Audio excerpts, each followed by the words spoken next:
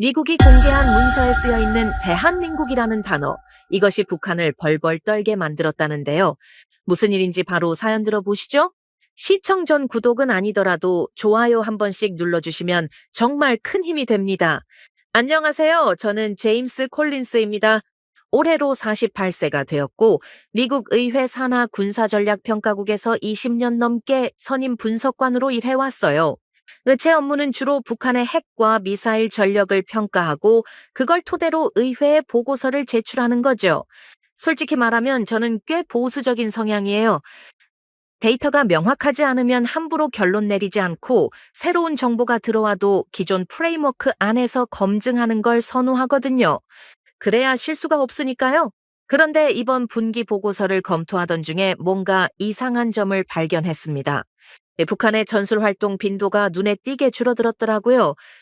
예전 같으면 핵 관련 시설 가동률이나 미사일 발사 테스트 같은 게 꾸준히 관측됐는데 최근 3개월 동안은 확 줄었어요.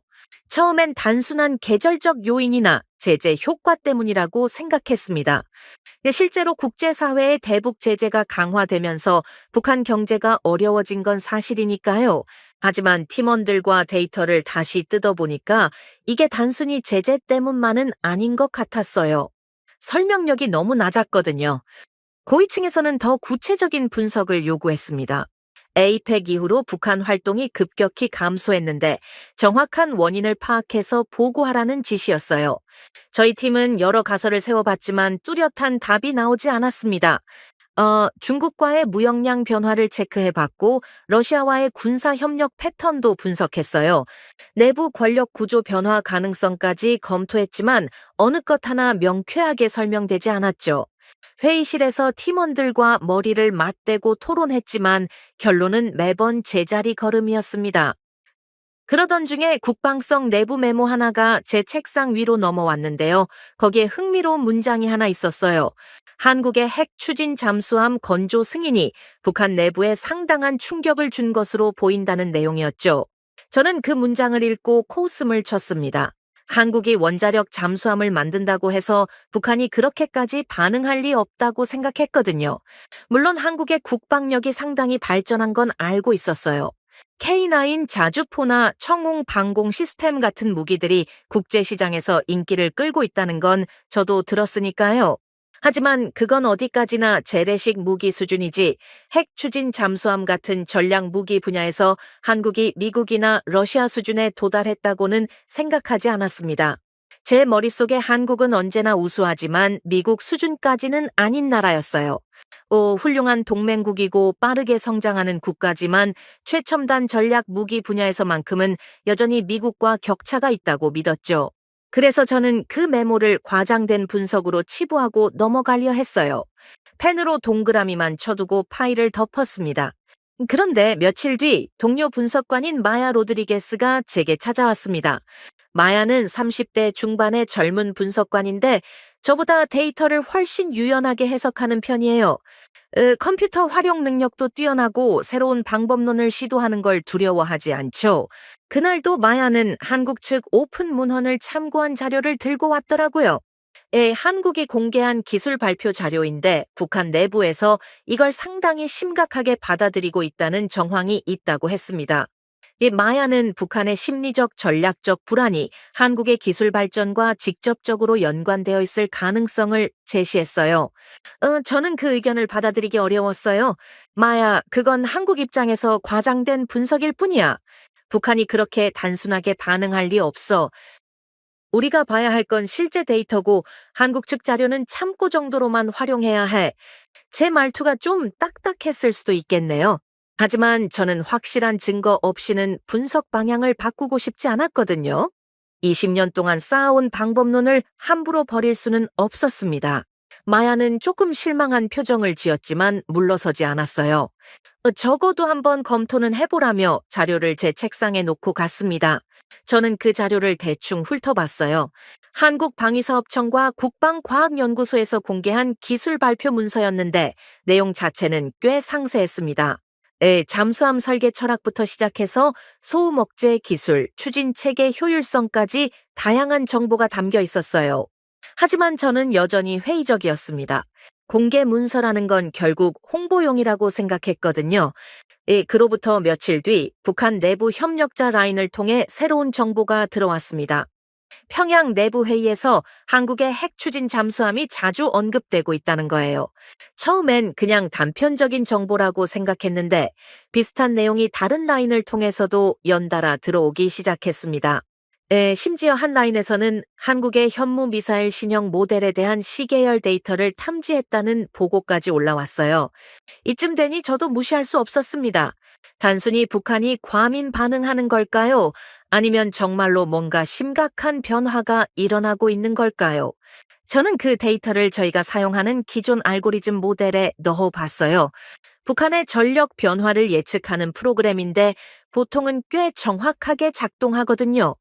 연료 소비량, 시설 가동률, 미사일 발사 주기 같은 변수들을 입력하면 북한의 군사 활동 패턴을 예측할 수 있죠. 그런데 이번엔 오류가 났습니다. 데이터 형식이 미국 기준과 맞지 않아서 모델이 제대로 돌아가지 않는 거예요.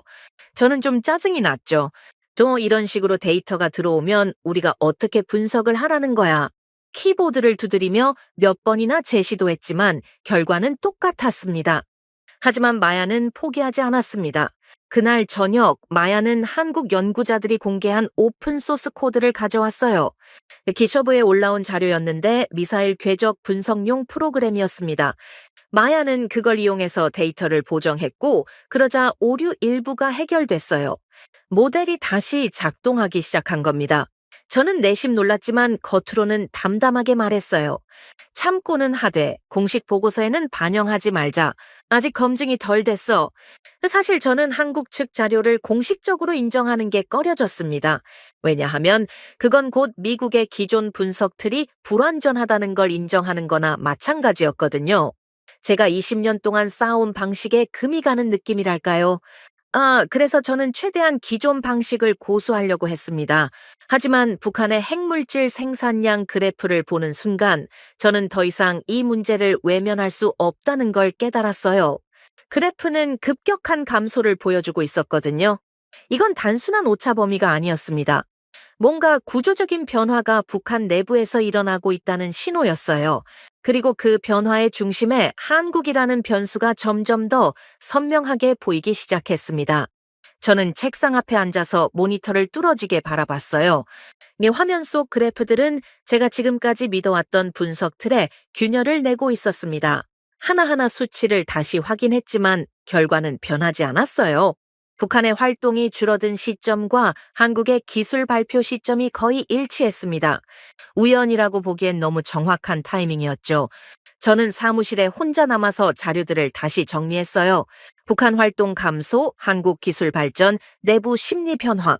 이 세 가지가 우연히 겹친 건지 아니면 실제로 인과관계가 있는 건지 확실하지 않았습니다. 하지만 한 가지는 분명했어요. 제가 지금까지 당연하게 여겨온 전제들이 흔들리고 있다는 거요. 한국은 그저 미국의 우방이자 우수하지만 미국 수준까지는 아닌 나라였어요. 그런데 지금 제 앞에 놓인 데이터는 그 전제를 정면으로 반박하고 있었습니다. 저는 컴퓨터를 끄고 자리에서 일어났습니다. 복도는 텅 비어 있었고 형광등 불빛만 희미하게 깜빡이고 있었어요. 이게 정말 시작일까? 아니면 일시적인 이상 징후일까? 하지만 속으로는 이미 알고 있었어요. 이건 그냥 넘어갈 수 있는 문제가 아니라는 걸요. 뭔가 큰 변화가 시작되고 있었고 저는 그 변화의 한가운데에 서 있었습니다. 그 다음 주 월요일 출근하자마자 책상 위에 놓인 빨간 봉투를 발견했어요. 긴급 보고서 검토 요청이었습니다. 북한 내부 협력자들로부터 새로운 정보가 연달아 들어왔다는 내용이었죠. 봉투를 뜯는 순간부터 뭔가 심상치 않다는 느낌이 들었습니다. 보통 이런 긴급 문서는 한 달에 한두 번 정도 오는데 이번 주만 벌써 세 번째였거든요. 첫 번째 보고서를 펼쳤습니다. 평양에서 열린 고위급 군사회의 관련 내용이었어요. 회의록 전문은 아니었지만 참석자 명단과 주요 안건 정도는 파악할 수 있었죠. 그런데 안건 목록을 보는 순간 눈이 멈췄습니다. 한국 해군 전력 재평가, 원자력 추진 체계 대응 방안, 동해 작전 시나리오 수정, 이 세 가지가 연속으로 나열되어 있었어요. 평소 같으면 미국 항모전단 동향이나 한미연합훈련 관련 내용이 주를 이루는데 이번엔 전부 한국에 집중되어 있었습니다. 두 번째 보고서는 더 구체적이었어요. 북한군 내부에서 한국의 현무미사일 신형 모델에 대한 기술 분석 작업이 진행 중이라는 거예요. 심지어 그들이 수집한 데이터 일부가 첨부되어 있었는데 발사 주기부터 정확도, 요격 난이도까지 꽤 세밀하게 정리되어 있었습니다. 문제는 북한이 수집한 이 데이터들이 우리가 갖고 있던 정보보다 더 최신이라는 점이었어요. 어떻게 북한이 우리보다 먼저 한국 무기 정보를 입수한 걸까요? 이해가 되지 않았습니다. 세 번째 보고서를 읽을 때쯤엔 손에 땀이 났어요. 북한이 러시아에 군사 기술 지원을 요청했다가 거절당했다는 내용이었습니다.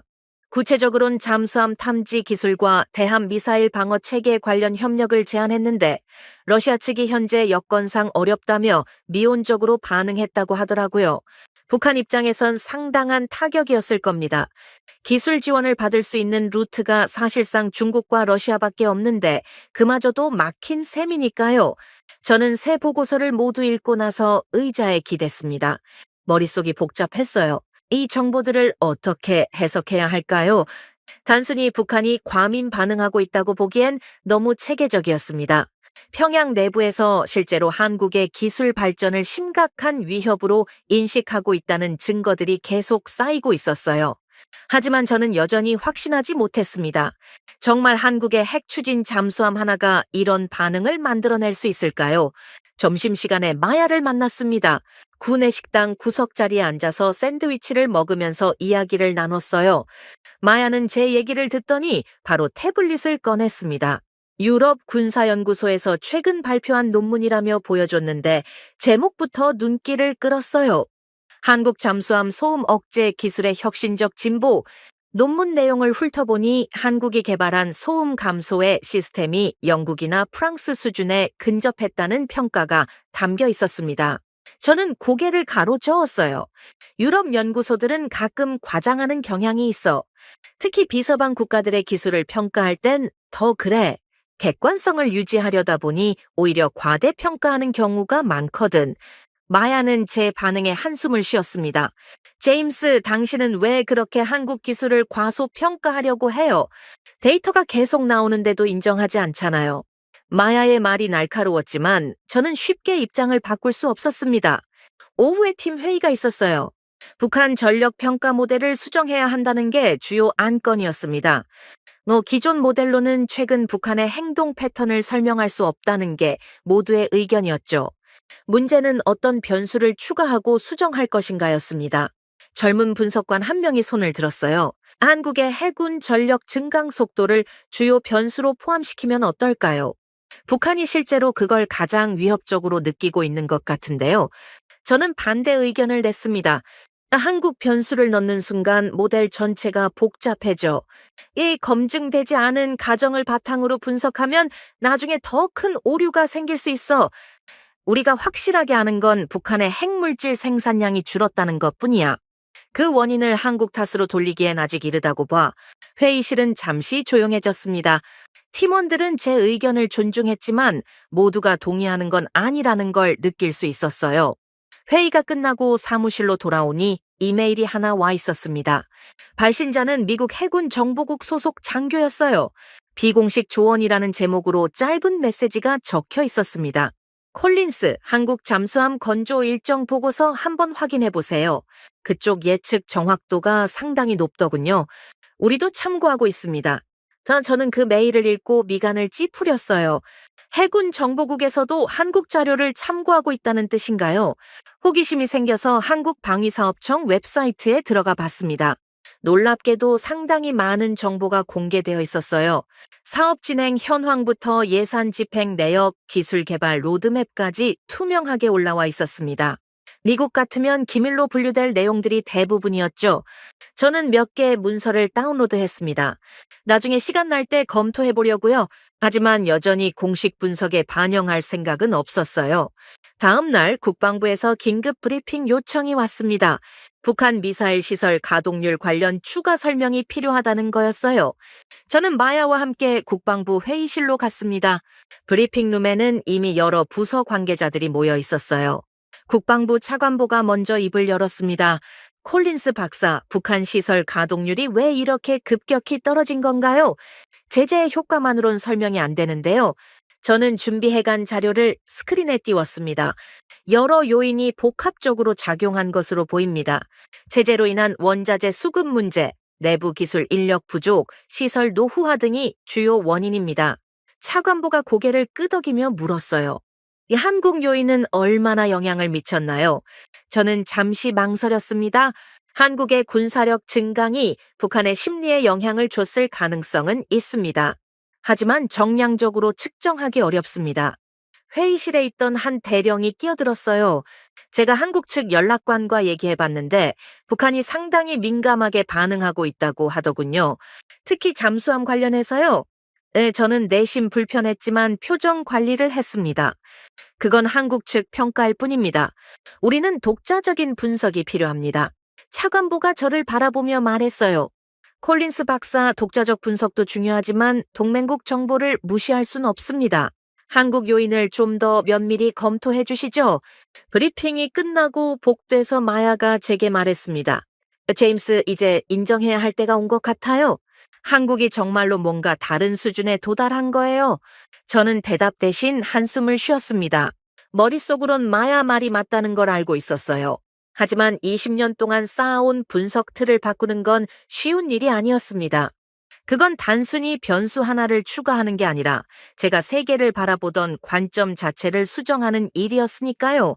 사무실로 돌아와서 다운로드해둔 한국 자료들을 열어봤습니다. 하나하나 읽어보니 생각보다 내용이 탄탄했어요. 기술적 세부 사항도 구체적이었고 일정 관리도 체계적이었습니다. 특히 품질 관리 절차를 보면서 감탄했어요. 미국 국방부 기준과 비교해도 손색이 없을 정도였거든요. 어쩌면 일부 분야에선 더 엄격할 수도 있겠다는 생각이 들었습니다. 저녁 무렵 북한 관련 또 다른 정보가 들어왔습니다. 평양에서 비상군사회의가 소집됐다는 거예요. 안건은 동해안 방어태세 재점검이었습니다. 북한이 동해안 경비를 강화한다는 건 뭔가를 심각하게 우려하고 있다는 뜻이었어요. 그리고 그 우려의 중심엔 분명 한국 해군이 있었습니다. 저는 모니터 앞에 앉아 오랫동안 생각했어요. 더 이상 외면할 수 없다는 걸 받아들여야 할 시점이 온 것 같았습니다. 금요일 아침 출근하자마자 부국장실로 호출당했습니다. 평소엔 원래 보고 때나 얼굴 보는 사이인데 갑자기 부르니 긴장이 되더라고요. 노크를 하고 들어가니 부국장 데이비드 핸더슨이 심각한 표정으로 앉아 있었어요. 안게, 콜린스. 우리 큰 문제가 생겼어. 부국장은 책상 위 서류 뭉치를 가리켰습니다. 지난 2주간 북한 전력 평가 모델이 완전히 빗나갔네. 예측치와 실제 데이터 간 오차가 30%를 넘어 저는 서류를 받아들고 훑어봤어요. 정말로 숫자들이 엉망이었습니다. 이 북한의 핵시설 가동률은 저희 모델이 예측한 것보다 훨씬 낮았고 미사일 테스트 빈도도 예상치의 절반도 안 됐어요. 심지어 병력 이동 패턴까지 기존 시나리오와 완전히 달랐습니다. 부국장이 책상을 손가락으로 두드리며 말했어요. 상원정보위원회에서 다음 주 청문회를 연다네. 왜 우리 분석이 현실을 못 따라가는지 설명하라는 거야. 청문회라는 단어에 등골이 서늘해졌습니다. 의회 앞에서 제대로 설명하지 못하면 부서 전체 신뢰도에 타격이 가거든요. 부국장은 계속 말했어요. 솔직히 말해보게, 자네 팀에서 뭘 놓치고 있는 건가? 북한이 갑자기 이렇게 행동 패턴을 바꿀 이유가 뭔가? 저는 잠시 망설이다가 입을 열었습니다. 한국 변수를 제대로 고려하지 못했습니다. 북한이 한국의 군사력 증강, 특히 핵 추진 잠수함 개발에 상당한 압박감을 느끼고 있는 것 같습니다. 부국장은 눈썹을 치켜 올렸어요. 한국이 그 정도로 북한에 영향을 줄 수 있나? 저는 고개를 끄덕였습니다. 처음엔 저도 믿기 어려웠습니다. 하지만 내부 정보들을 종합해보면 북한 지도부가 실제로 한국 해군 전력을 심각한 위협으로 인식하고 있습니다. 부국장은 팔짱을 끼고 생각에 잠겼어요. 그럼 모델을 수정해야겠군. 한국 요인을 주요 변수로 넣어서 다시 돌려보게. 청문회 전까지 시간이 많지 않아 사무실로 돌아와 팀원들을 긴급 소집했습니다. 회의실에 모인 8명의 분석관들에게 상황을 설명했어요. 우리에겐 사흘이 남았습니다. 북한 억제 모델을 완전히 재구성해야 해요. 한국의 해군력, 미사일 전력, 기술 발전 속도를 모두 반영해서 새로운 분석 틀을 만들어야 합니다. 마야가 손을 들었어요. 제가 한국 데이터 통합 작업을 맡을게요. 이미 준비해둔 자료들이 있거든요. 다른 팀원들도 각자 역할을 분담했습니다. 누군가는 북한 내부 정보 재분석을, 누군가는 역사적 사례 연구를 맡았어요. 저는 전체 구조 설계와 최종 검토를 책임지기로 했습니다. 회의가 끝나자마자 모두가 자리로 달려갔어요.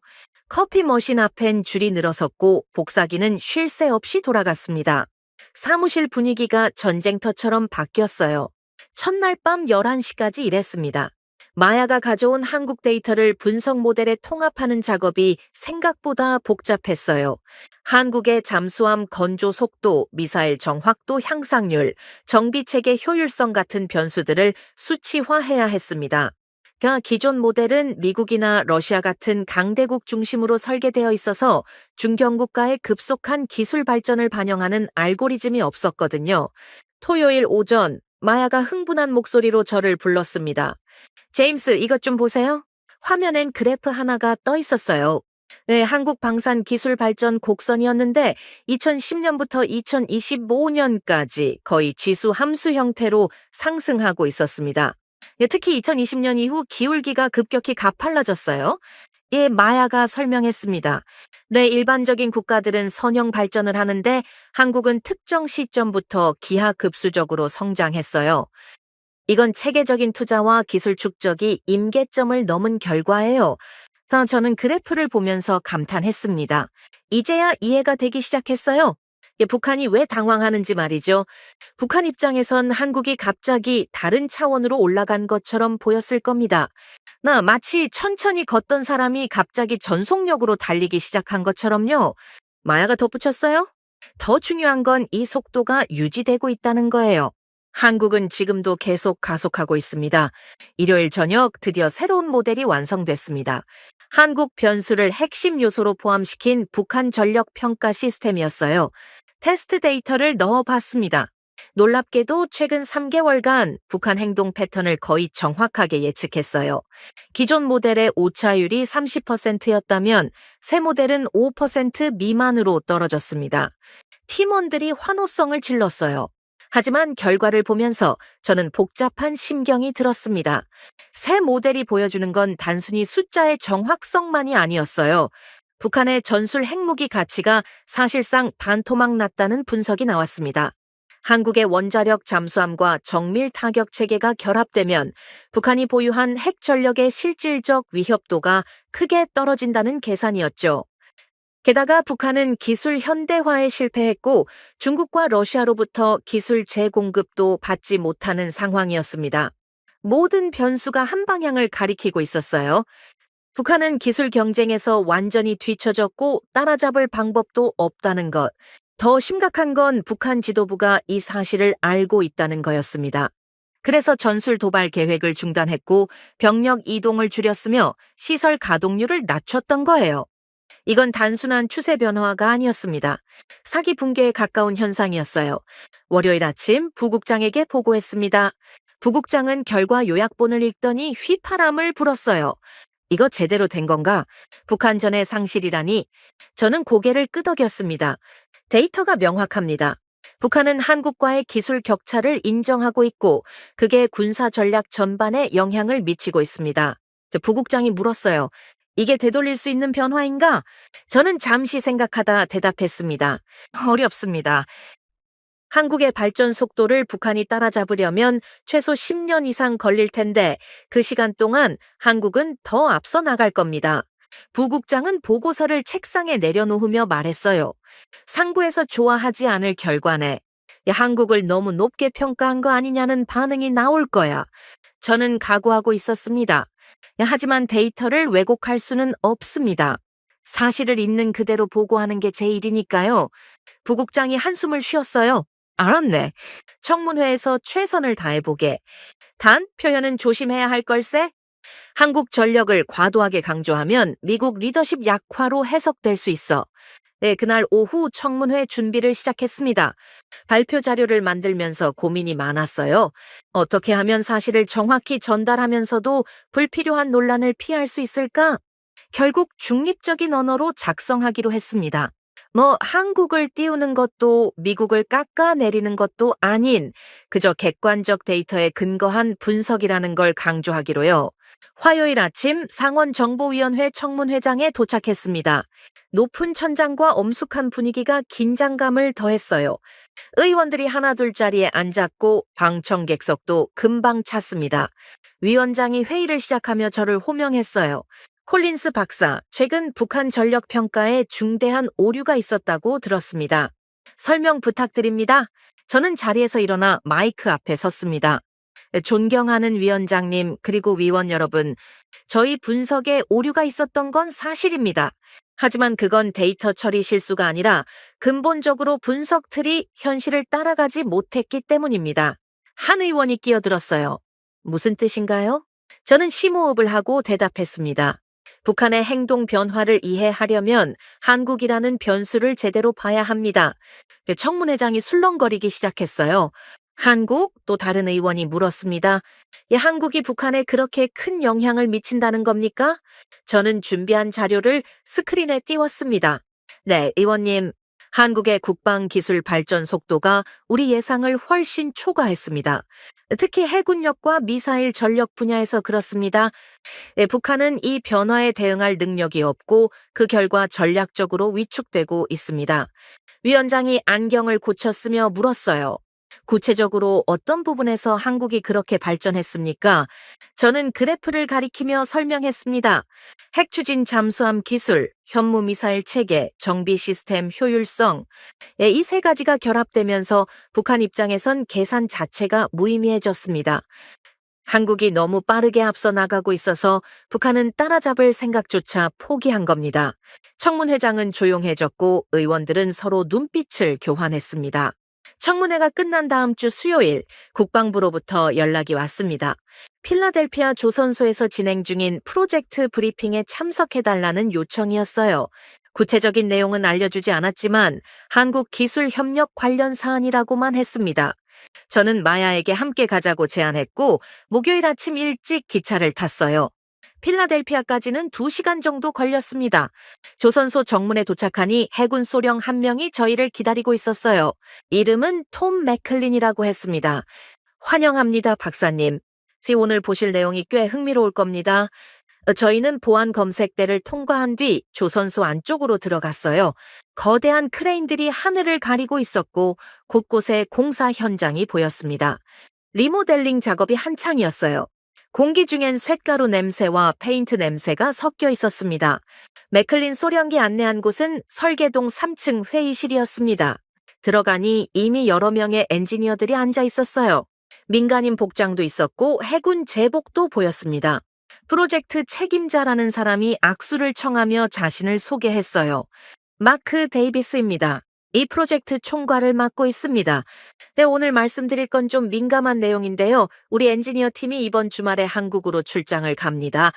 저는 의자에 앉으며 되물었어요. 한국요? 이번 주말에요? 데이비스가 고개를 끄덕였습니다. 네, 급하게 잡힌 일정입니다. 거제도에 있는 한국 조선소로 가서 기술 연수를 받을 예정이에요. 네, 솔직히 말씀드리면 이 프로젝트는 한국 측 설계를 상당 부분 참고하고 있습니다. 우리 시설 리모델링이 아직 완료되지 않았기 때문에 직접 가서 배우는 게 더 효율적이라는 판단입니다. 저는 눈을 깜빡였어요. 미국 해군 엔지니어들이 한국에 가서 기술을 배운다고요? 다른 엔지니어가 노트북을 열면서 설명을 이어갔습니다. 우리가 배우려는 건 주로 추진 체계 설계와 조립 공정입니다. 한국 조선소는 모듈화 작업 효율성이 뛰어나거든요. 블록 조립 정확도가 밀리미터 단위로 관리되고 용접 불량률도 우리보다 훨씬 낮습니다. 스크린에 한국조선소 내부 사진이 떠올랐어요. 깨끗하게 정돈된 작업장, 체계적으로 배치된 장비들, 대형 디스플레이에 표시된 실시간 공정 현황. 저는 화면을 보며 속으로 놀랐습니다. 사진만 봐도 미국 조선소와는 다른 분위기였어요. 더 현대적이고 체계적으로 보였습니다. 데이비스가 말을 이었어요. 우리 시설은 1970년대에 지어진 거라 노후화가 심합니다. 지금 리모델링 중이지만 완전히 새로 짓는 게 아닌 이상 한계가 있어요. 반면 한국 조선소들은 2000년대 이후에 최신 설비로 구축됐죠. 기본적인 출발선부터 다릅니다. 마야가 질문했어요. 구체적으로 어떤 기술들을 배우실 계획인가요? 다른 엔지니어가 대답했습니다. 우선 추진체계 냉각 시스템 배치 방법이요. 한국 설계는 공간 활용도가 뛰어나면서도 정비 접근성이 좋아요. 우리 기존 방식보다 효율성이 12% 높다는 시뮬레이션 결과가 나왔습니다. 그리고 용접 자동화 공정도 배울 예정이에요. 한국은 로봇 용접 비율이 우리보다 훨씬 높거든요. 저는 점점 더 놀라워졌어요. 단순히 참고하는 수준이 아니라 아예 한국 방식을 배우러 가는 거였습니다. 맥클린 소령이 덧붙였어요. 해군 내부에서도 처음엔 반발이 있었습니다. 우리가 왜 다른 나라에 가서 배워야 하냐는 거죠. 하지만 실무진들이 한국 자료를 검토한 후론 생각이 바뀌었어요. 배울 게 분명히 있더라고요. 그래서 일정을 앞당겼습니다. 이번 주말에 출발해서 일주일 정도 머물 예정입니다. 데이비스가 다음 자료를 보여줬습니다. 한국 SI팀이 작성한 원자로 안전성 보고서 요약본이었어요. 저는 몇 페이지를 넘기며 읽어봤는데 정말 놀라울 정도로 상세했습니다. 각종 시나리오별 대응 방안부터 부품별 내구도, 테스트 결과까지 빠짐없이 기록되어 있었어요.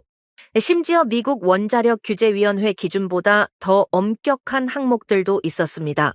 마야가 작게 속삭였습니다. 이 디테일 수준은 정말 대단한데요. 저도 같은 생각이었어요. 데이비스가 말했습니다. 이 보고서 덕분에 우리가 놓치고 있던 부분들을 발견했어요. 한국 엔지니어들이 작성한 설명서가 우리 기존 매뉴얼보다 훨씬 실용적이더라고요. 저는 고개를 끄덕였습니다. 정말 그랬어요. 이 자료를 보고 나니 한국 원자력 잠수함의 완성도가 얼마나 높은지 가늠할 수 있었습니다. 1시간 정도 브리핑을 듣고 나서 데이비스가 물었어요. 혹시 더 궁금하신 게 있으신가요? 저는 한 가지가 궁금했어요. 이 자료들이 처음엔 왜 공개되어 있었던 건가요? 미국 같으면 대부분 기밀로 분류했을 텐데요. 데이비스가 웃으며 대답했습니다. 그게 한국 방식인 것 같더라고요. 투명하게 공개하면서 자신들의 기술력을 증명하는 거죠. 어떻게 보면 자신감의 표현이에요. 숨길 필요가 없을 만큼 앞서 있다는 뜻이기도 하고요. 저는 그 말에 공감했습니다. 정말로 자신감 없이는 그렇게 할 수 없을 거예요. 맥클린 소령이 말을 이었어요. 우리 팀이 한국에 가면 실제 작업 현장을 볼 겁니다. 블록 조립 과정부터 품질 검사 시스템까지 직접 체험할 예정이에요. 난 한국 측에서 상당히 협조적이더라고요. 기술 이전에 적극적입니다. 저는 속으로 놀랐어요. 기술을 숨기는 게 아니라 오히려 나눠주려 한다는 건가요? 점심시간에 조선소 구내식당에서 식사를 했습니다. 그 샌드위치를 먹으면서 맥클린 소령과 대화를 나눴어요. 소령, 솔직히 물어봐도 될까요? 해군 내부에선 이런 상황을 어떻게 받아들이나요? 맥클린은 잠시 생각하더니 대답했습니다. 처음엔 불편했죠. 우리가 최고라고 믿어왔는데 다른 나라 기술을 배워야 한다니. 하지만 실무진들은 금방 받아들였어요. 좋은 건 좋은 거니까요. 자존심보다 결과가 중요하다는 걸 다들 알고 있습니다. 오웬 리모델링 중인 현장을 둘러봤습니다. 여기저기 공사 중이라 출입이 제한된 구역이 많았어요. 한 구역에서 작업자들이 설계도를 보고 있었는데 그 도면 한쪽에 한글로 뭔가 적혀 있었습니다. 맥클린이 설명했어요. 저게 한국 엔지니어들이 보낸 자료입니다. 우리 리모델링 설계에도 한국 조선 규격을 일부 반영하고 있어요. 전력 공급 체계부터 환기 시스템까지요. 저는 현장을 둘러보며 실감했습니다. 이건 단순한 기술 협력이 아니었어요. 미국이 한국 기준을 받아들이기 시작한 거였습니다. 시설 설계부터 작업 공정까지 한국 방식을 도입하고 있었어요. 현장 감독이 말했습니다. 예, 한국 자료가 워낙 상세해서 그대로 따르는 게 오히려 효율적이에요. 우리가 30년 전 방식을 고집할 이유가 없죠. 돌아오는 기차 안에서 마야가 말했습니다. 제임스, 이제 믿어지시죠? 한국이 정말로 다른 수준에 도달했다는 게. 저는 창밖을 보며 대답했어요. 믿을 수밖에 없네?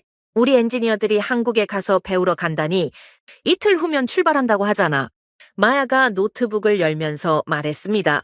조선소에서 받은 자료들 정리하면 우리 북한 억제 모델 변수가 더 정확해질 거예요. 예, 한국 잠수함 전력의 실제 영향력을 제대로 평가할 수 있을 겁니다. 저는 고개를 끄덕였습니다. 그런데 한 가지 더 깨달은 게 있었어요. 북한이 왜 이렇게 빨리 전의를 잃었는지 이제 확실히 알겠더라고요. 한국의 발전 속도가 너무 빨라서 북한 입장에선 따라잡을 생각조차 할 수 없었던 겁니다. 미국 엔지니어들도 배우러 갈 정도인데 북한이 어떻게 대응하겠어요? 마야가 말했습니다. 북한은 계산 자체를 포기한 거예요. 한국과 경쟁한다는 건 애초에 불가능한 일이니까요. 워싱턴에 도착해서 사무실로 돌아오니 저녁 6시였습니다. 하지만 팀원들은 아직 일하고 있었어요. 예, 저는 자리에 앉아 필라델피아에서 받아온 자료들을 정리하기 시작했어요.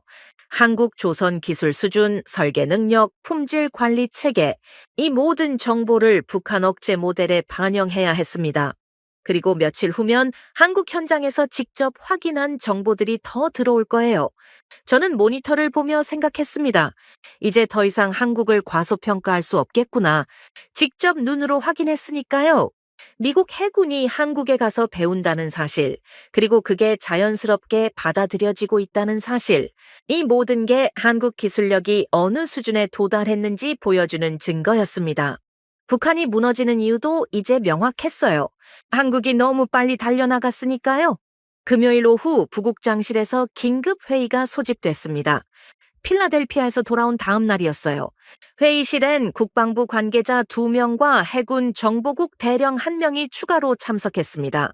분위기가 심상치 않았어요. 부국장이 먼저 입을 열었습니다. 콜린스 자네가 받아온 자료들을 토대로 모델을 다시 돌려봤나? 저는 고개를 끄덕이며 노트북을 열었어요. 네, 어젯밤에 팀원들과 함께 재계산했습니다. 결과가 꽤 충격적입니다. 스크린에 그래프를 띄웠어요. 북한 전술 핵무기의 전략적 가치 평가 그래프였는데 수치가 급격하게 하락한 모습이었습니다. 회의실이 조용해졌어요. 국방부 관계자 중 1명이 안경을 벗으며 물었습니다. 이게 정말 맞는 겁니까? 절반 가까이 떨어졌는데요. 저는 자료를 넘기며 설명했습니다. 네, 정확합니다. 원인은 4가지로 정리됩니다. 첫째, 한국의 핵 추진 잠수함 완성도가 예상보다 훨씬 높습니다. 둘째, 현무 정밀 타격 체계와의 결합 가능성이 북한에게 치명적입니다. 셋째, 북한의 기술 현대화가 완전히 실패했어요. 넷째, 중국과 러시아로부터 기술 재공급이 불가능한 상태입니다. 이 4가지가 동시에 작용하면서 북한 전력의 실질적 가치가 폭락한 겁니다.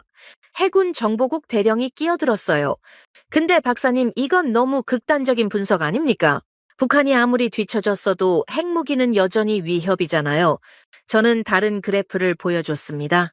물론 핵 자체는 위협입니다. 하지만 전술적 효용성은 다른 문제예요.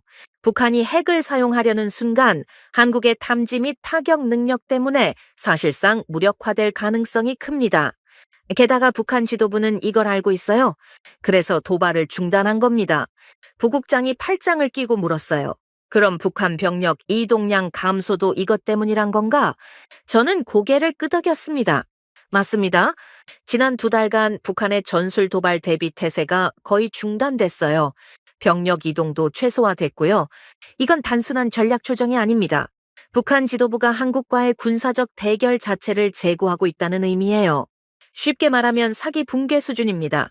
국방부 관계자가 심각한 표정으로 말했습니다.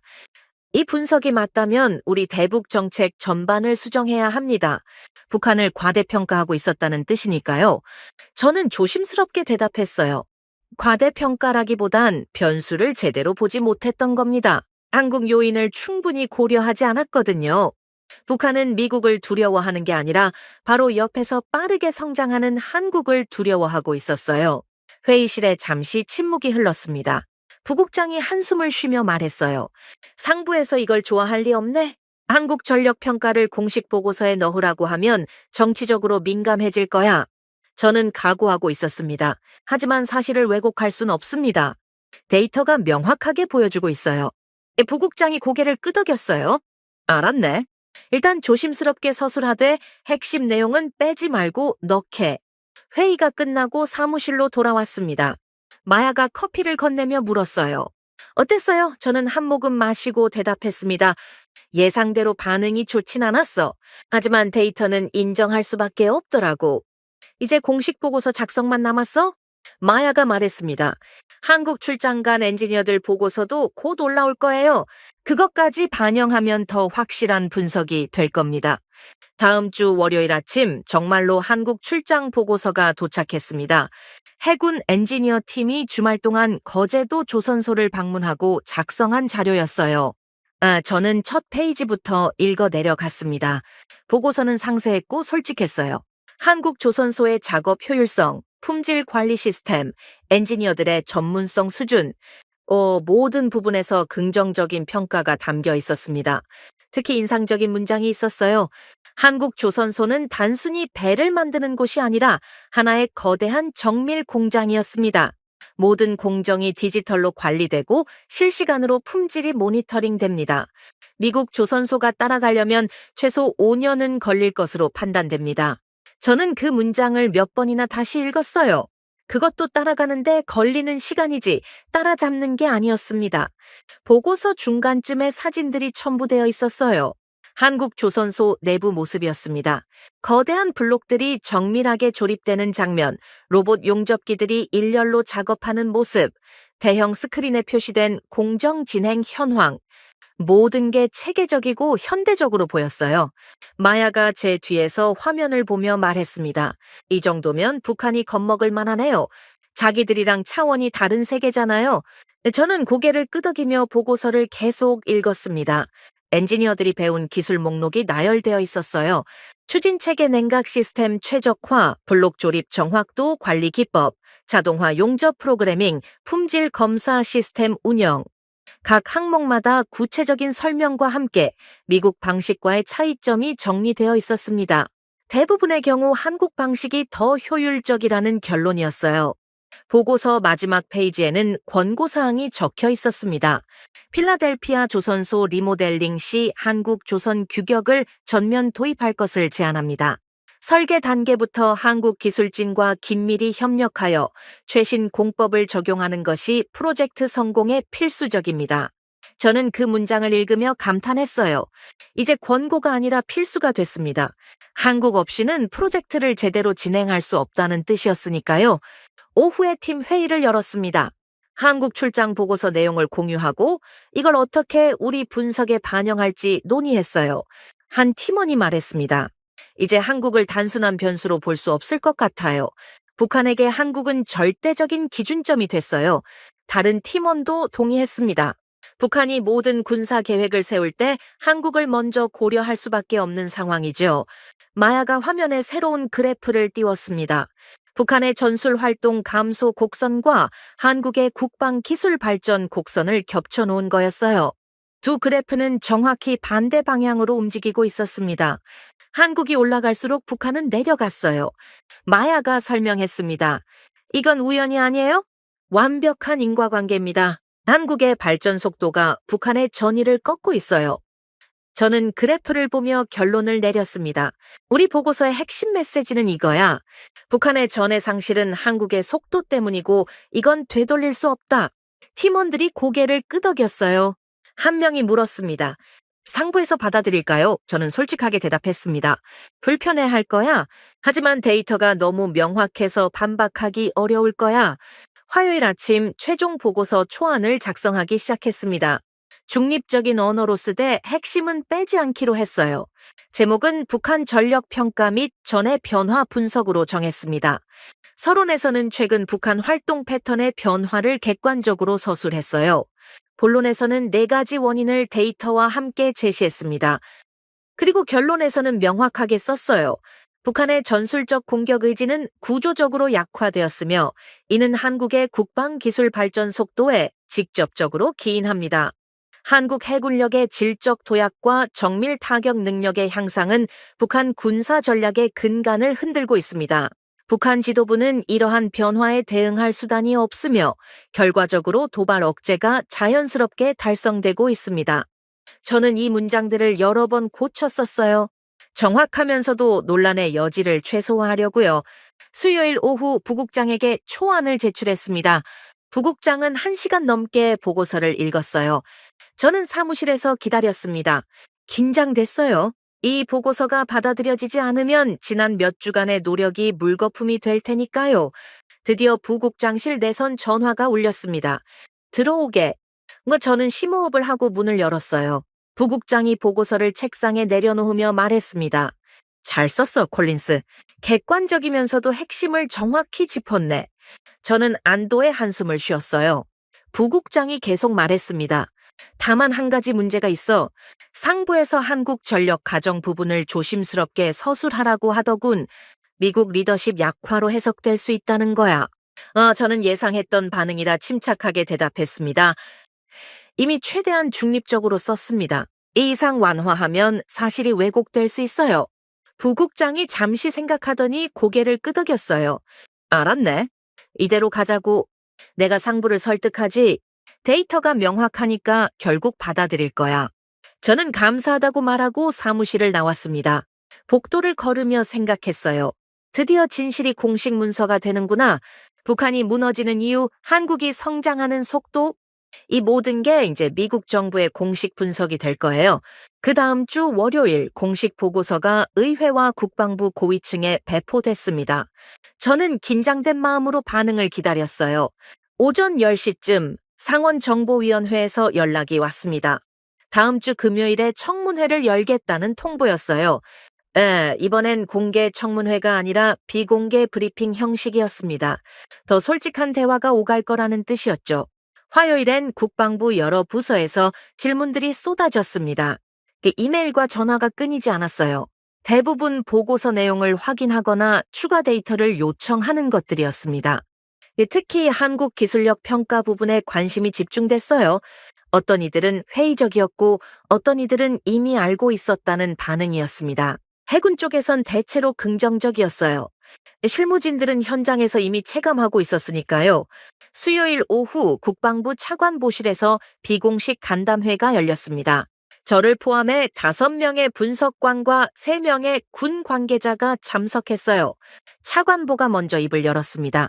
콜린스 박사 보고서를 흥미롭게 읽었습니다. 근데 솔직히 우려되는 부분도 있어요. 한국을 너무 높게 평가한 거 아닌가 하는 생각이 들더군요. 저는 준비한 자료를 꺼냈습니다. 객관적 데이터만 사용했습니다. 평가가 아니라 측정입니다. 차관보가 팔짱을 끼며 물었어요. 그럼 북한이 정말로 한국 때문에 무너지고 있다는 건가요? 저는 고개를 끄덕였습니다. 정확히는 3가지가 동시에 작용했습니다. 첫째, 한국의 원자력 잠수함과 정밀 타격 체계. 둘째, 북한의 기술 현대화 실패. 셋째, 중국과 러시아의 기술 지원 단절. 이 3가지가 합쳐지면서 북한은 전략적 선택지를 잃었어요. 그 결과가 전의 상실입니다. 한 대령이 끼어들었습니다. 전의 상실이라는 표현이 너무 강한 거 아닙니까? 저는 다른 자료를 보여줬어요. 지난 석 달간 북한의 군사활동 통계였습니다. 미사일 테스트 횟수, 핵시설 가동률, 병력 이동 규모. 이 모든 지표가 급격히 떨어져 있었어요. 이건 단순한 조정이 아닙니다. 북한이 공격적 태세를 유지할 의지를 잃었다는 명확한 신호예요. 회의실이 조용해졌습니다. 차관보가 한숨을 쉬며 말했습니다. 알겠습니다. 데이터는 설득력이 있네요. 하지만 정치적으로 이 메시지를 어떻게 전달할지가 문제입니다. 한국이 북한을 억제하고 있다는 건 곧 미국의 역할이 줄어들고 있다는 뜻으로 들릴 수 있어요. 저는 조심스럽게 대답했습니다. 하지만 이건 미국 리더십 약화가 아닙니다. 오히려 동맹 전략의 성공이죠. 우리가 한국을 지원해서 이런 결과가 나온 겁니다. 그 말에 차관보가 눈을 반짝였어요. 그 프레임이 좋네요. 미국 동맹 정책의 성과라고 접근하면 정치적 부담이 줄어들 것 같습니다. 저는 속으로 안도했어요. 결국 진실을 전달하는 방식의 문제였던 거죠. 내용을 바꿀 필요는 없었습니다. 다만 관점을 조정하면 됐어요. 간담회는 그렇게 마무리됐습니다. 목요일 아침 마야가 긴급하게 저를 불렀습니다. 제임스, 이거 봐요. 북한 관련 새 정보가 들어왔어요. 화면엔 북한 내부 정보망에서 포착된 문서 요약본이 떠 있었어요. 평양중앙군사위원회 회의록 일부였습니다. 회의 주제는 대남 전략 재검토였어요. 핵심 문장 하나가 눈에 들어왔습니다. 남측 해군 전력 증강으로 인해 기존 작전 계획 전면 수정 불가피. 저는 그 문장을 몇 번이나 다시 읽었어요. 불가피. 이건 단순한 조정이 아니었습니다. 북한이 스스로 인정한 거예요. 한국 해군력 때문에 기존 계획을 포기해야 한다고요. 마야가 말했습니다. 이거 보고서에 추가해야 할 것 같아요. 북한이 공식적으로 인정했다는 건 중요한 증거거든요. 저는 고개를 끄덕이며 부국장에게 연락했습니다. 부국장은 새 정보를 검토한 뒤 보고서 부록으로 추가하라고 지시했어요. 저는 오후 내내 부록 작성에 매달렸습니다. 북한 내부 문서 분석, 회의록 해석, 전략적 함의, 모든 걸 꼼꼼하게 정리했어요. 해가 질 무렵 부록을 완성했습니다. 이제 보고서는 더 완벽해졌어요. 북한 스스로 한국을 위협으로 인정한 증거까지 담겼으니까요. 금요일 드디어 상원정보위원회 비공개 브리핑 날이 왔습니다.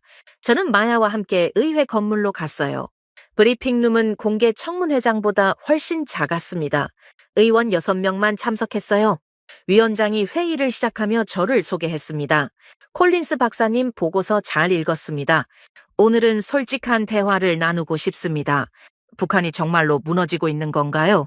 저는 자리에서 일어나 준비한 자료를 스크린에 띄웠습니다. 존경하는 위원장님, 그리고 위원 여러분, 북한은 무너지고 있습니다. 다만 우리가 예상한 방식이 아니에요. 경제 제재나 내부 붕괴가 아니라 군사적 무력감 때문입니다. 한 의원이 끼어들었어요. 군사적 무력감이요? 저는 고개를 끄덕였습니다.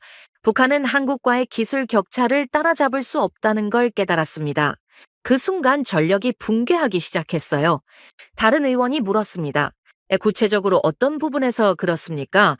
저는 그래프를 보여주며 설명했어요. 한국의 핵 추진 잠수함 기술은 미국과 영국 수준에 근접했습니다. 현무미사일 체계는 북한의 모든 주요 시설을 정밀 타격할 수 있어요. 게다가 한국의 정비 및 생산 체계는 지속 가능성이 뛰어납니다. 북한은 이 세 가지를 모두 따라잡을 방법이 없어요. 위원장이 안경을 벗으며 물었습니다. 그럼 북한이 실제로 도발을 포기했다는 건가요? 저는 최근 정보를 보여줬어요. 평양 군사회의 회의록이었습니다. 북한 스스로 한국 때문에 작전 계획을 수정해야 한다라고 인정했습니다. 이건 그들이 전략적으로 후퇴하고 있다는 명확한 증거예요. 병력 이동도 줄었고 시설 가동률도 떨어졌습니다. 모든 지표가 한 방향을 가리키고 있어요. 한 의원이 신중한 표정으로 물었습니다. 박사님, 그럼 이게 미국 국방 정책에 어떤 의미가 있습니까? 저는 잠시 생각하다 대답했습니다. 두 가지 의미가 있습니다. 첫째, 한국은 이제 단순한 동맹국이 아니라 지역 안보의 핵심 축입니다. 둘째, 북한 위협 평가를 근본적으로 수정해야 합니다. 북한의 실질적 위협도는 우리가 생각했던 것보다 훨씬 낮아요. 다른 의원이 우려 섞인 목소리로 말했습니다. 하지만 이건 미국의 영향력 감소를 의미하는 거 아닙니까? 저는 고개를 저었어요. 아닙니다. 오히려 미국 동맹 전략의 성공입니다. 네, 우리가 한국을 지원하고 협력해서 이런 결과가 나온 거예요. 한국이 강해질수록 북한은 약해집니다. 이건 미국에게 유리한 상황이에요. 그 말에 여러 의원이 고개를 끄덕였습니다. 브리핑은 2시간 동안 이어졌습니다. 의원들은 다양한 질문을 던졌고 저는 데이터로 답했어요. 회의가 끝날 무렵 위원장이 말했습니다. 박사님 분석이 설득력 있습니다. 이 보고서를 공식 채택하겠습니다. 다만 표현을 일부 조정해서 대외 발표용으로도 준비해 주시죠. 저는 고개를 숙여 감사하다고 말했습니다. 의회 건물을 나서며 마야가 말했습니다. 해냈어요, 제임스. 드디어 인정받았네요. 저는 하늘을 올려다봤어요. 구름 한 점 없는 맑은 날씨였습니다. 네, 해냈어요. 진실을 전달하는 게 이렇게 어려울 줄 몰랐지만요. 마야가 웃으며 말했습니다. 이제 다른 부서들도 한국을 다르게 볼 거예요. 박사님 보고서가 기준이 될 겁니다. 사무실로 돌아오니 이메일이 쌓여 있었습니다. 대부분 축하 메시지였어요. 국방부 여러 부서에서 보고서를 높이 평가한다는 내용이었습니다. 심지어 백악관 국가안보회의 참모진에서도 연락이 왔어요. 보고서를 대통령 일일 브리핑 자료에 포함시키겠다는 거였습니다. 저는 의자에 앉아 깊게 숨을 쉬었어요. 드디어 끝났구나. 하지만 한편으론 새로운 시작이기도 했습니다. 이 보고서는 앞으로 미국의 대북 정책과 한국 동맹 정책에 영향을 미칠 거예요. 북한은 더 이상 과거처럼 평가되지 않을 겁니다. 그리고 한국은 단순한 피보호국이 아니라 스스로 안보를 책임지는 강국으로 인식될 거예요. 저는 모니터를 켜고 최종 보고서를 다시 열었습니다. 제목이 선명하게 보였어요. 북한 전력 평가 및 전의 변화 분석. 저는 문서 마지막 페이지로 이동했습니다. 결론 부분이었어요? 거기엔 제가 가장 심혈을 기울여 쓴 문장이 있었습니다. 북한의 전해 상실은 한국의 국방 기술 발전 속도에 직접 기인하며 이는 구조적이고 되돌릴 수 없는 변화입니다. 한국은 이제 북한 억제의 핵심 축이 되었으며 미국은 이를 인정하고 새로운 동맹 전략을 수립해야 합니다. 저는 그 문장을 읽으며 뿌듯함을 느꼈어요. 저녁 무렵 부국장에게서 전화가 왔습니다. 콜린스, 수고했네. 자네 보고서가 정책 변화의 시작점이 될 거야. 상부에서 매우 만족해 하더군. 저는 감사하다고 답했어요. 부국장이 말을 이었습니다. 다음 달부터 한국과의 합동 연구 프로젝트가 시작될 거야. 자네가 책임자를 맡아줬으면 해. 저는 잠시 놀랐지만 곧 대답했습니다. 영광입니다. 최선을 다하겠습니다. 전화를 끊고 창밖을 내다봤어요. 워싱턴의 석양이 붉게 물들어가고 있었습니다. 저는 지난 몇 주를 되돌아봤어요. 처음엔 믿지 않았던 한국의 기술력, 점점 쌓여가는 증거들, 그리고 마침내 인정할 수밖에 없었던 현실. 이 모든 과정이 저를 변화시켰습니다. 저는 이제 한국을 다르게 보게 됐어요. 단순한 동맹국이 아니라 배울 점이 많은 파트너로요. 보고서가 공식 채택된 지 사흘 뒤 국방부에서 대규모 정책 회의가 소집됐습니다. 한국 관련 동맹 전략 조정이 주제였어요. 회의실엔 국방부 차관, 합참 부의장, 각 군 정보국장들이 참석했습니다. 저도 전문가 자문으로 초청받았어요.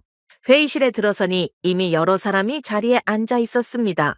긴장감이 감돌았어요. 차관이 회의를 시작하며 말했습니다.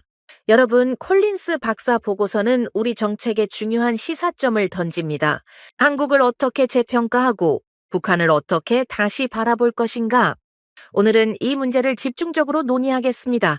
합참 부의장이 먼저 발언했어요. 한국 해군력 증강은 이미 현장에서 체감되고 있습니다. 우리 함대 사령부도 한국을 이제 대등한 파트너로 보고 있어요. 해군 정보국장이 자료를 제시했습니다. 필라델피아 조선소 협력 사례를 설명했어요. 한국 기술진의 지원으로 프로젝트 진행 속도가 빨라졌다는 내용이었습니다. 국장이 말했습니다. 우리 엔지니어들이 거제돼서 일주일 연수받고 돌아온 후 작업 효율이 눈에 띄게 개선됐습니다. 한국 방식을 적용하니 불량률이 절반으로 줄었어요. 회의실에서 놀라는 소리가 들렸습니다. 육군 정보국장이 끼어들었어요. 미사일 분야도 마찬가지입니다. 한국의 현무 체계는 정확도와 생산 속도 면에서 우리를 앞서고 있어요. 폴란드 수출 사례를 보면 알 수 있습니다. 납기를 정확히 지키면서도 품질을 유지하더군요. 차관이 고개를 끄덕이며 저를 바라봤어요. 콜린스 박사, 북한 반응에 대해 설명해 주시죠. 저는 자리에서 일어나 준비한 자료를 펼쳤습니다. 북한은 한국의 기술 발전을 심각한 위협으로 인식하고 있습니다. 최근 내부 정보에 따르면 평양 지도부는 한국 원자력 잠수함이 실전 배치되는 순간을 기점으로 봅니다.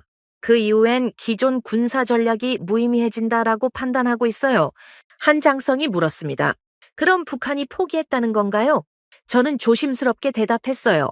포기라기보단 제 계산입니다. 북한은 한국과의 전면전 시나리오를 더 이상 승산 있는 옵션으로 보지 않습니다. 비용 대비 효과가 완전히 역전됐거든요. 차관이 손을 들어 제지하며 말했습니다. 그렇다면 우리 대응 전략도 수정되어야 합니다. 북한을 과대평가하던 관행을 바꿔야 해요. 여러 참석자가 동의하는 표정을 지었습니다. 공군 정보국장이 발언했어요. 다만 우려되는 부분도 있습니다. 한국이 이렇게 빠르게 성장하면 미국 방산 시장도 영향을 받을 수 있어요. 경쟁자가 될 수도 있다는 얘기죠. 차관이 손을 저으며 반박했습니다. 경쟁보단 협력으로 봐야 합니다. 네, 한국이 강해지는 건 우리 동맹 체계가 강해지는 겁니다. 시장 논리로만 접근하면 본질을 놓쳐요. 저는 속으로 차관의 말에 동의했습니다. 회의는 3시간 동안 계속됐어요. 여러 의견이 오갔지만 결론은 명확했습니다. 한국을 새로운 기준으로 평가하고 동맹 관계를 재정립해야 한다는 거였어요. 회의 마지막에 차관이 말했습니다. 다음 달부터 한국과의 합동 연구 프로젝트를 본격화합니다. 콜린스 박사가 총괄하게 될 겁니다. 여러분의 적극적인 협조 부탁드립니다. 박수 소리가 회의실을 채웠어요. 회의가 끝나고 복돼서 해군 정보국장을 만났습니다. 국장이 악수를 청하며 말했어요. 박사님 보고서 덕분에 우리도 입장이 편해졌습니다. 한국 협력을 추진하는데 명분이 생겼거든요. 저는 고개를 숙였습니다. 제 역할을 했을 뿐입니다. 국장이 웃으며 말했습니다. 겸손하시네요. 아무튼 앞으로 자주 협력하게 될 것 같습니다. 다음 날 해군 전략국에서 비공식 미팅 요청이 왔습니다. 워싱턴 해군 야드에서 만나자고 했어요. 저는 오후에 그곳으로 갔습니다. 안내받은 곳은 작전 계획실이었어요. 책임자인 로버트 체인벌린 대령이 반갑게 맞아줬습니다. 박사님 와주셔서 감사합니다. 오늘 보여드릴 게 있어요. 대령은 대형 스크린 앞으로 저를 안내했습니다. 화면엔 태평양 지도가 떠 있었어요. 한국 주변 해역에 여러 마커가 표시되어 있었습니다. 체인벌린 대령이 설명했습니다. 이건 우리가 새로 작성한 작전 계획입니다. 한국 해군 전력을 주요 변수로 포함시켰어요. 박사님 보고서가 없었다면 불가능했을 겁니다. 대령이 마커 하나를 가리켰어요. 한국 원잠이 여기 배치되면 북한의 동해안 접근이 사실상 차단됩니다. 저는 화면을 보며 감탄했어요. 정말로 전략이 바뀌고 있었습니다. 대령이 말을 이었습니다. 우리 내부 문서에 처음으로 이런 문장이 들어갔어요. 한국 원잠 전력은 미 해군의 작전 변수를 근본적으로 바꾼다. 이 한 문장 때문에 상부 승인받는데 논쟁이 있었지만 결국 통과됐습니다. 저는 그 문장의 무게를 느꼈어요. 공식 문서에 들어갔다는 건 정책이 바뀌었다는 의미니까요. 체인벌린 대령이 다른 자료를 보여줬습니다. 북한의 도발 억제 곡선이었어요. 그래프는 최근 몇 달간 급격히 하락하고 있었습니다. 대령이 설명했습니다. 이 그래프를 보면 북한의 전해, 공격 의지, 작전 효용성, 비용 대비 효과, 모든 지표가 동시에 떨어지고 있어요. 이건 우연이 아닙니다. 구조적 변화죠. 저는 고개를 끄덕였습니다. 제 분석과 정확히 일치했어요. 대령이 진지한 표칭으로 말했습니다.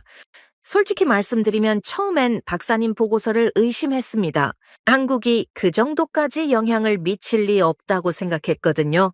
하지만 현장 데이터를 보니 부정할 수 없더군요. 한국은 정말로 게임 체인저가 됐습니다. 저는 조용히 대답했어요. 저도 처음엔 믿지 않았습니다. 하지만 데이터는 거짓말하지 않더라고요. 그날 저녁 사무실로 돌아오니 마야가 기다리고 있었습니다. 마야가 흥분된 목소리로 말했어요. 제임스, 유럽 동맹국들 반응 들어봤어요? 독일과 프랑스가 한국 중심 표준을 채택하기 시작했대요. 방산 분야에서요? 저는 놀라서 되물었습니다.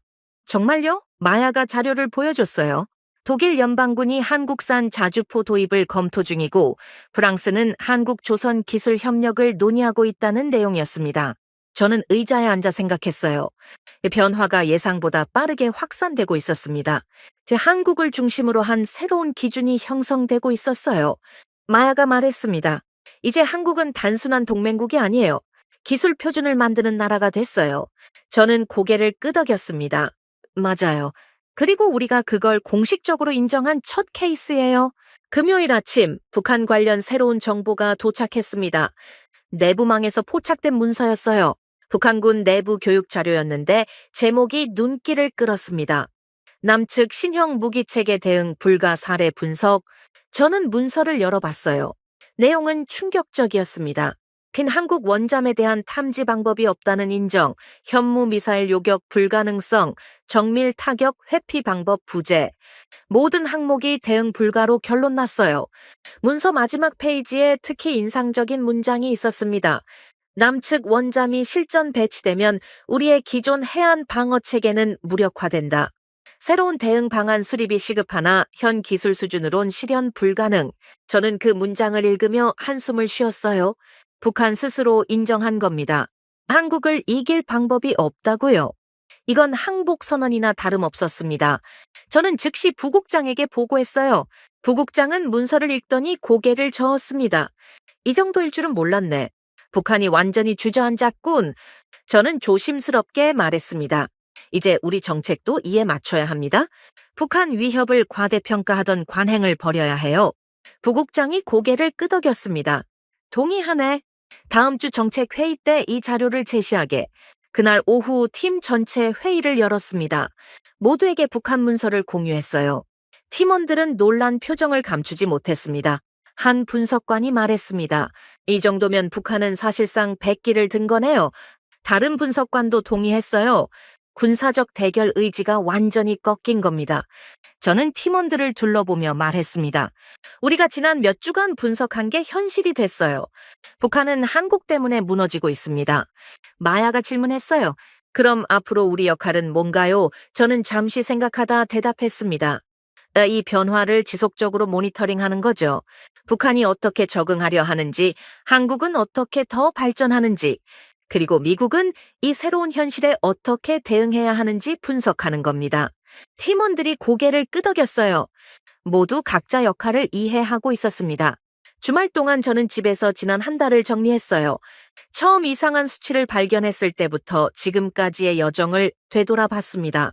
한국을 과소평가했던 제 편견, 점점 쌓이는 증거들, 필라델피아 조선소 방문, 청문회, 그리고 정책 변화. 모든 게 빠르게 진행됐지만 논리적이었어요. 데이터가 이끄는 대로 따라갔을 뿐인데 결론은 명확했습니다. 한국은 이제 변수가 아니라 방정식 그 자체가 됐어요. 네, 북한을 평가하려면 한국을 먼저 봐야 하고 한국을 이해하려면 그들의 놀라운 발전 속도를 인정해야 합니다. 저는 소파에 앉아 커피를 마시며 생각했어요. 좁은 땅에서 시작한 나라가 미국 바로 턱 밑까지 도달했습니다. 그리고 이젠 새로운 기준을 세우고 있어요. 월요일 아침 출근하니 이메일이 수십 통 와 있었습니다. 대부분 한국 합동 연구 프로젝트 관련이었어요. 참여 부서, 예산, 일정 같은 실무 내용들이었습니다. 저는 하나하나 확인하며 답장을 보냈어요. 프로젝트가 본격적으로 시작되고 있었습니다. 이제 제 역할도 바뀔 거예요. 단순히 분석하는 게 아니라 한국과 직접 협력하며 새로운 표준을 만들어가는 거죠. 오후에 부국장이 저를 불렀습니다. 콜린스 다음 달에 서울 출장 가야 할 것 같네. 한국 국방부와 첫 회의가 잡혔어. 저는 놀랐지만 곧 대답했습니다. 알겠습니다. 준비하겠습니다. 부국장이 웃으며 말했습니다. 자네가 시작한 일이야? 끝까지 책임지게. 저는 고개를 숙여 감사하다고 말했어요. 서울 출장, 한국 현장을 직접 보게 되는 거였습니다. 청문회가 끝나고 사흘 뒤 저는 사무실에 혼자 남아 있었습니다. 저녁 8시쯤이었어요. 다른 팀원들은 모두 퇴근했고 건물엔 청소하는 분들만 계셨습니다. 저는 모니터 앞에 앉아 지난 몇 주간의 자료들을 다시 훑어봤어요. 처음 발견했던 이상한 수치부터 시작해서 최종 보고서까지 모든 과정이 주마등처럼 지나갔습니다. 책상 위엔 여러 통의 메시지가 쌓여 있었어요. 대부분 축하나 감사 인사였습니다. 하지만 그중 하나가 유독 눈에 띄었어요. 북한 전문가로 유명한 조지타운 대학 교수가 보낸 메일이었습니다. 콜린스 박사님의 보고서는 북한 연구의 패러다임을 바꿨습니다. 이제 우리는 북한을 평가할 때 한국 변수를 절대 빼놓을 수 없게 됐어요. 저는 그 문장을 읽으며 뿌듯함을 느꼈습니다. 그날 밤 집으로 돌아가는 길에 한 통의 전화를 받았어요. 백악관 국가안보회의 참모진이었습니다. 그 다음 주 화요일에 대통령 브리핑이 있는데 북한 관련 부분을 설명해 줄 수 있겠냐는 요청이었어요. 저는 잠시 놀랐지만 흔쾌히 승낙했습니다. 대통령에게 직접 보고한다니 분석관으로서 최고의 연계였으니까요. 주말 동안 브리핑 자료를 준비했습니다. 핵심만 담아야 했어요. 대통령은 바쁜 분이니까 장황한 설명은 필요 없었습니다. 저는 세 가지 핵심 메시지로 정리했어요. 첫째, 북한은 한국의 잠재력을 두려워하고 있다. 둘째, 이 변화는 되돌릴 수 없다. 셋째, 미국은 한국을 새로운 기준으로 봐야 한다. 간단하지만 명확한 메시지였습니다. 화요일 아침 백악관에 도착했습니다. 보안 검색을 통과하고 상황실로 안내받았어요. 이미 여러 고위 관료가 자리에 앉아 있었습니다. 국무장관, 국방장관, CIA 국장. 긴장감이 감돌았어요. 네, 잠시 후 대통령이 입장했고 모두 일어났습니다.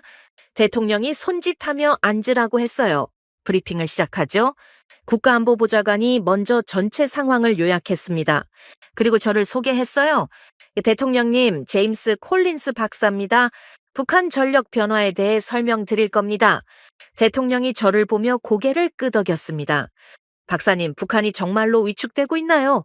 저는 자리에서 일어나 화면에 그래프를 띄웠어요. 네, 대통령님. 북한은 한국의 상대가 안 된다는 걸 이제 깨달았습니다. 저는 준비한 자료를 차례로 보여줬어요. 북한의 활동 감소 그래프, 한국의 기술 발전 곡선, 두 나라의 격차 확대 추세, 모든 데이터가 한 방향을 가리키고 있었습니다. 대통령이 질문했어요. 왜 하필 지금인가요? 저는 대답했습니다. 북한이 한국의 진짜 능력을 이해하기 시작했기 때문입니다. 한국은 언제든지 마음만 먹으면 더 발전된 무기 체계를 만들 수 있는 기술력을 갖췄어요. 북한은 그걸 이제 알게 됐습니다. 국방장관이 끼어들었습니다. 구체적으로 어떤 부분을 말씀하시는 건가요? 저는 다른 자료를 띄웠어요. 한국의 우라늄 농축 기술, 미사일 기술, 원자력 기술, 이 세 가지가 결합되면 무엇을 만들 수 있는지 북한도 계산할 수 있습니다. 한국은 국제 규범을 지키고 있지만 기술적 잠재력만큼은 누구도 부정할 수 없어요. 북한은 바로 그 잠재력을 두려워하고 있습니다. CIA 국장이 질문했습니다. 북한이 실제로 그렇게 인식하고 있다는 증거가 있나요? 저는 최근 입수한 북한 내부 문서를 보여줬어요. 평양 고위층 회의록이었습니다. 거기엔 이런 문장이 있었어요. 남측은 원한다면 언제든지 우리보다 강력한 억제력을 구축할 수 있다. 그들의 기술 기반은 이미 그 수준에 도달했다. 회의실이 조용해졌습니다. 대통령이 팔짱을 끼고 생각에 잠겼습니다. 잠시 침묵이 흘렀어요. 대통령이 다시 입을 열었습니다. 그럼 북한은 한국의 잠재적 능력 때문에 주저하고 있다는 건가요? 저는 고개를 끄덕였습니다. 정확합니다. 북한은 한국이 실제로 무기를 만드는 것보다 만들 수 있다는 사실 자체를 더 두려워하고 있어요. 그게 바로 억제의 본질입니다. 대통령이 말했습니다. 좋습니다. 이 분석을 토대로 정책을 조정하죠. 한국과의 협력을 더 강화하고 북한 평가는 현실에 맞게 수정하세요. 국가안보보좌관이 고개를 숙였어요. 알겠습니다. 대통령님, 브리핑은 그렇게 마무리됐습니다. 저는 상황실을 나서며 안도의 한숨을 쉬었어요. 최고 의사결정자가 제 분석을 받아들인 겁니다. 백악관을 나와 택시를 탔어요. 차창 밖으로 워싱턴의 풍경이 스쳐 지나갔습니다. 저는 휴대전화를 꺼내 마야에게 문자를 보냈어요. 브리핑 잘 끝났어. 대통령도 우리 분석 인정했어. 몇 분 후 마야에게서 답장이 왔습니다. 축하해요, 제임스. 우리가 해냈네요. 저는 미소를 지으며 휴대전화를 주머니에 넣었습니다. 그날 오후 사무실로 돌아오니 또 다른 소식이 기다리고 있었어요. 유럽 방산업체 몇 곳에서 연락이 왔다는 겁니다. 한국산 무기 문의가 급증했고 한국 주도 공동개발 논의가 재개됐다는 내용이었어요. 마야가 자료를 보여주며 말했습니다. 미국이 느리면 한국 쪽으로 간다는 반응이 나오고 있어요. 시장이 움직이고 있습니다. 저는 자료를 보며 감탄했어요. 정책 변화가 시장으로 이어지고 있었습니다. 한국을 중심으로 새로운 질서가 형성되고 있었어요. 이건 단순히 무기 거래의 문제가 아니었습니다. 기술 표준, 품질 기준, 생산 방식, 모든 게 한국 중심으로 재편되고 있었어요. 저는 팀원들을 불러 모았습니다. 모두에게 최신 동향을 공유했어요. 한 팀원이 말했습니다. 이제 한국은 단순한 수출국이 아니에요. 기준을 만드는 나라가 됐어요. 다른 팀원도 동의했습니다. 우리가 몇 주 전에 예측한 게 현실이 되고 있네요. 저는 고개를 끄덕이며 말했어요. 네, 우리 역할은 이 변화를 정확히 분석하고 기록하는 겁니다. 역사의 증인이 되는 거죠. 저녁 무렵 마야와 함께 건물 옥상으로 올라갔습니다. 워싱턴의 석양이 지평선을 물들이고 있었어요. 마야가 난간에 기대며 물었습니다. 제임스, 언제부터 한국이 이렇게 갈 줄 알았어요? 저는 잠시 생각하다 대답했습니다. 몰랐어? 아무도 몰랐지. 그런데 속도가 너무 빨랐던 거야. 우리가 눈 깜짝할 사이에 한국은 완전히 다른 차원으로 올라갔어. 마야가 말했습니다. 북한은 어떤 기분일까요? 바로 옆에서 저렇게 빠르게 발전하는 나라를 보면서 자기들은 아무것도 못하고 있으니까요. 저는 고개를 끄덕였어요. 그것보다 더 무서운 건 한국의 잠재력을 아는 거야. 한국은 지금도 충분히 강하지만 진짜 무서운 건 마음만 먹으면 얼마든지 더 강해질 수 있다는 거거든. 북한은 그걸 알고 있어? 다음 날 국방부 전체 회의가 열렸습니다. 네, 여러 부서가 모여 한국 관련 정책을 논의하는 자리였어요. 저도 참석했습니다. 회의 중간쯤 한 해군 장교가 발언했어요. 솔직히 말해봅시다. 한국이 만든 장비들은 지금 우리 내부에서도 비교 기준이 되고 있습니다. 누가 먼저도 아니고 자연스럽게 한국을 하나의 기준점으로 놓기 시작했어요. 회의실이 잠시 조용해졌습니다. 모두 그 말의 의미를 이해했어요. 미국이 더 이상 유일한 기준이 아니라는 거였죠.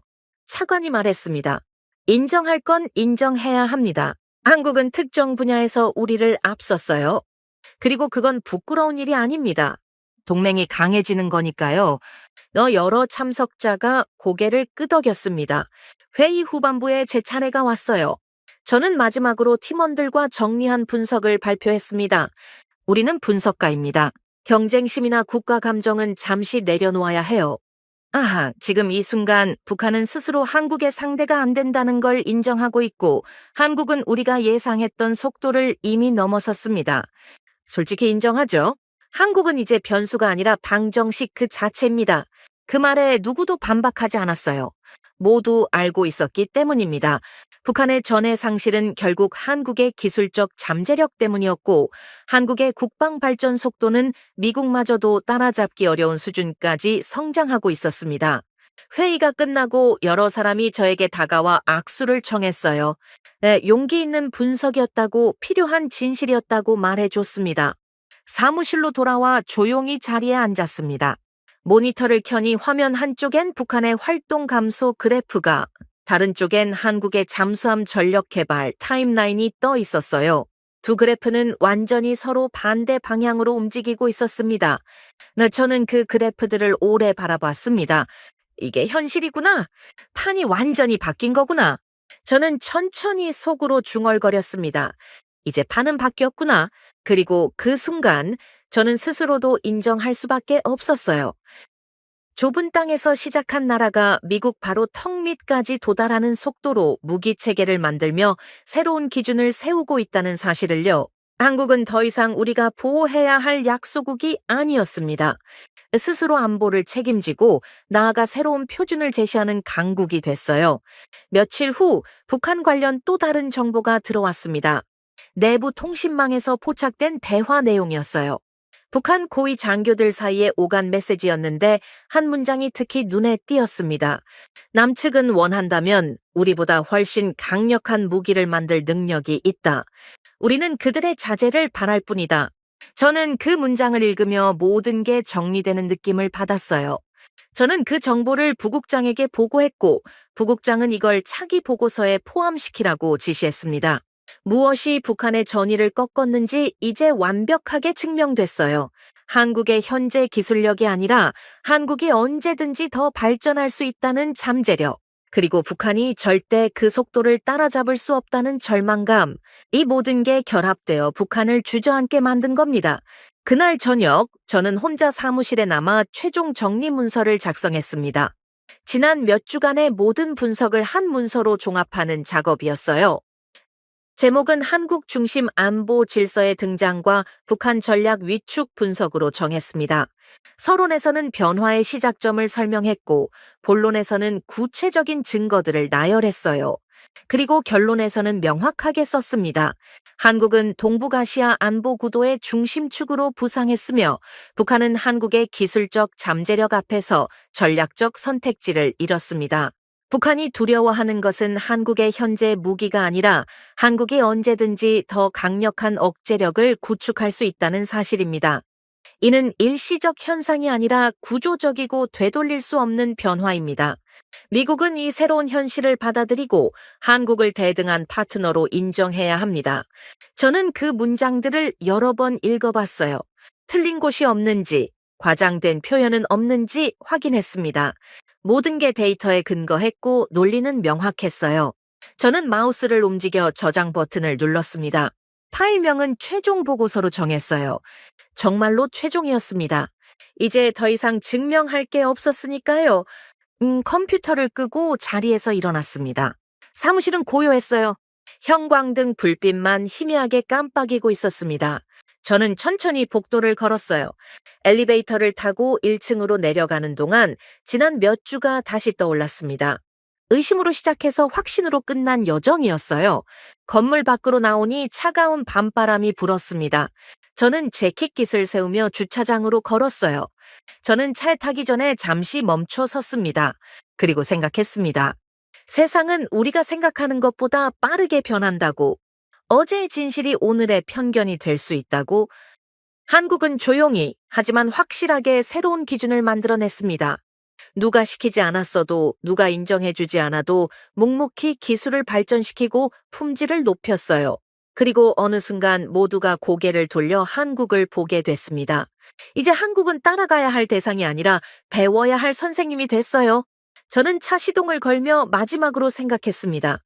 북한은 한국의 잠재력을 두려워하게 됐고 한국은 스스로의 힘으로 일어섰다고, 그리고 미국인 저조차도 이 변화를 인정할 수밖에 없었다고. 이게 바로 현실이고 이게 바로 새로운 시대라고. 저는 엑셀러레이터를 밟으며 주차장을 빠져나갔습니다. 워싱턴의 밤거리가 차창 밖으로 펼쳐졌어요. 집으로 가는 길 내내 저는 확신했습니다. 이 이야기는 여기서 끝나지 않을 거라고. 한국의 성장은 계속될 거고 북한의 두려움도 커질 거라고. 그리고 미국을 포함한 세계 각국은 이 새로운 현실에 적응해야 할 거라고. 판은 이미 바뀌었고 되돌릴 방법은 없었으니까요. 한국이 보여준 건 단순한 기술력이 아니라 언제든지 더 나아갈 수 있다는 무한한 가능성이었습니다. 지금까지 제임스 콜린스 씨의 사연 어떠셨나요? 처음엔 믿지 않았던 한 미국 분석관이 데이터 앞에서 솔직해지고 결국 진실을 인정하게 된 여정이었죠. 그가 발견한 건 단순한 숫자가 아니었습니다. 좁은 땅에서 시작해 세계가 주목하는 기술 강국으로 성장한 대한민국의 놀라운 이야기였어요. 북한이 두려워한 건 우리가 가진 무기가 아니라 우리가 언제든 더 나아갈 수 있다는 가능성이었습니다. 조용히 기술을 쌓고 묵묵히 품질을 높이며 누가 알아주지 않아도 최선을 다한 대한민국의 힘이었죠. 이제 세계는 우리를 새로운 기준으로 보고 있습니다. 제임스의 마지막 말처럼 판은 이미 바뀌었습니다. 그리고 그 중심에 대한민국이 있습니다. 자랑스럽지 않으신가요? 오늘도 묵묵히 자리를 지키며 대한민국을 만들어가는 모든 분들께 감사드립니다. 시청해주셔서 감사합니다. 여러분들의 생각을 댓글로 남겨주세요. 여러분의 관심이 더 좋은 콘텐츠를 만드는 원동력이 됩니다. 감동을 향한 여정, 감동 여행이었습니다. 감사합니다.